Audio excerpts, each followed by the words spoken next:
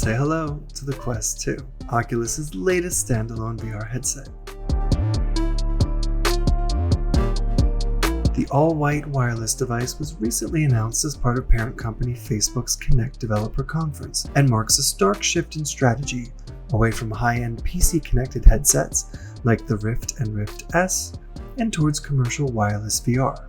With a starting price of just $299, the Quest 2 is already positioned to do well at retail.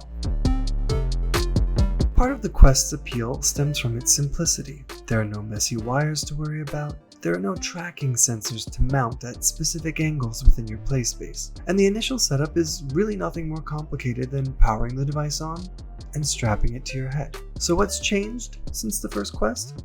Well, the headset is now 10% lighter and boasts a nearly 2K per eye resolution for its fast switch LCD panel, resulting in super crisp graphics and text. The Quest 2 is also powered by Qualcomm's Snapdragon XR2 chipset, which is purpose-built for VR and AR applications, and comes paired with a generous 6GB of RAM. At launch, the Quest 2 will retain the 72Hz refresh rate of its predecessor, but expect to see that get bumped up to a smoother 90Hz before year's end.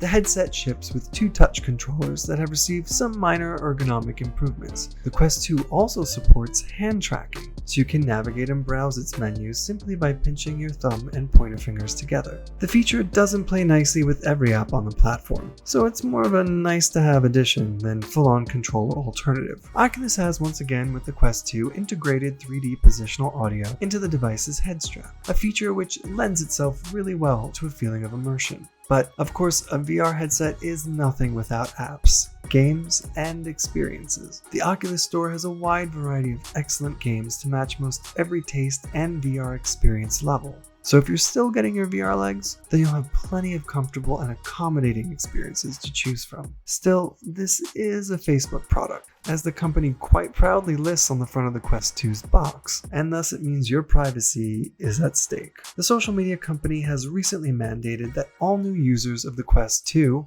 and any of its future VR devices will be required to sign in to the Oculus platform using their Facebook accounts. Regardless, the association doesn't diminish the excellent feat the Oculus team has pulled off in the development of the Quest 2. You can expect to get about 2 hours worth of battery life out of the Quest 2 if you're mostly just gaming. Other more leisurely activities will extend that to just about 3 hours.